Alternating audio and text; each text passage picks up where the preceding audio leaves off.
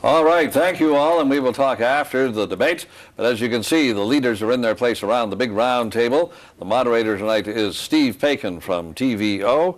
And as we get ready now, the English language debate. Remember, your turn. You can your turn at cbc.ca. That is how you get your thoughts to Suhanna Marchand, and she will share them with us when the debate is over. So make sure you do that. Your turn at cbc.ca.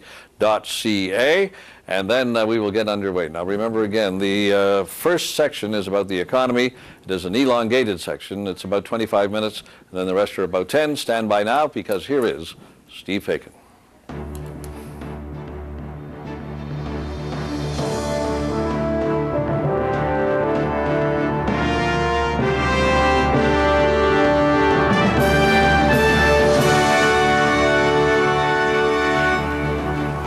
Good evening, everybody. I'm Steve Paikin of TVO. We're at the National Arts Centre in Ottawa for the English language federal election debate. We have 2 hours to hear from the 5 major party leaders, and let me introduce them to you. Stephen Harper is the Conservative Party leader.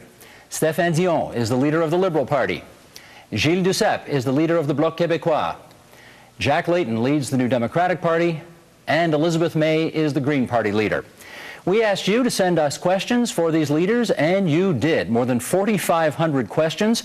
Journalists from Global, CTV, and the CBC read them all and then asked 8 people to record their questions for this broadcast.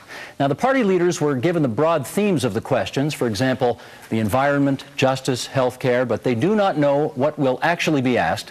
Everyone here knows the rules that we're working with and the format of the debate. We made a decision to give priority to an issue dominating the news and people's concerns these days, the economy. So there will be an expanded debate on that. And we begin with a question from one of our viewers. Here we go. Roll tape, please. Hello from Calgary.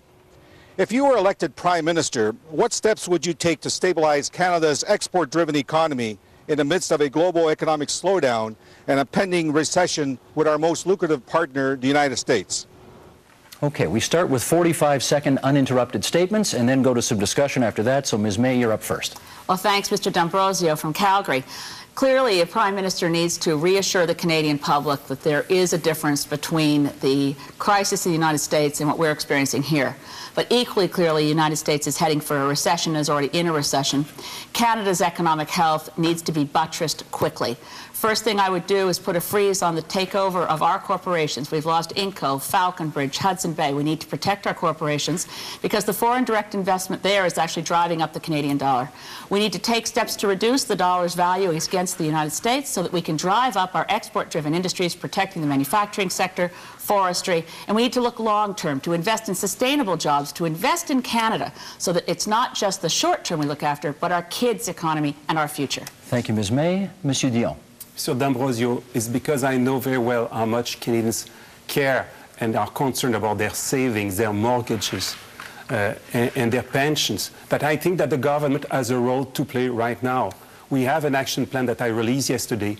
For the first 30 days of a Liberal government, we'll do something like, for example, we'll speed up the investment to build infrastructure and to help the manufacturing sector to create jobs and employment and economic activity in Canada.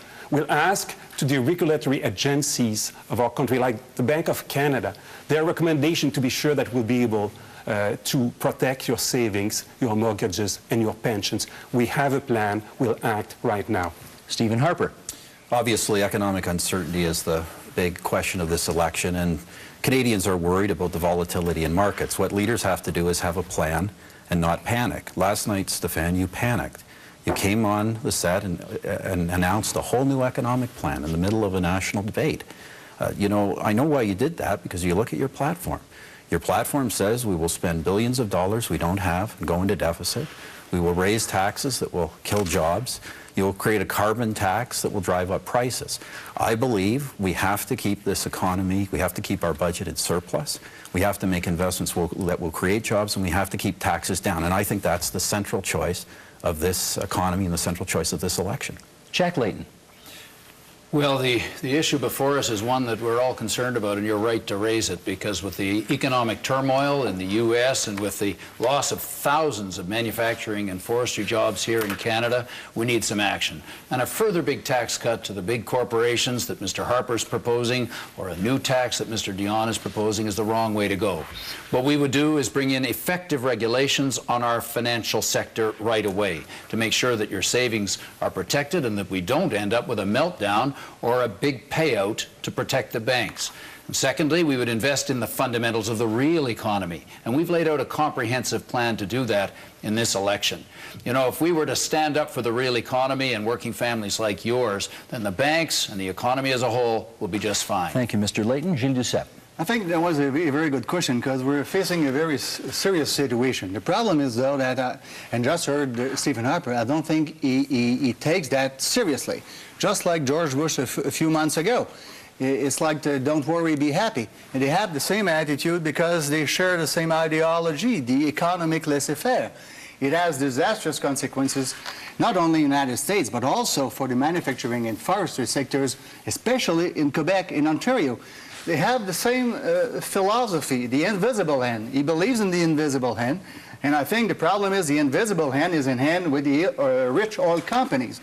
I think the state has a role to play to help the companies and to help the workers, the first victims of that crisis. Okay, Monsieur Duceppe. We now go to the open discussion period, and I think in fairness I'm going to start with Monsieur Dion. Yes, given because what we Mr. just Harper, heard. you have shown only that you have no idea what to do except to distort the liberal plan.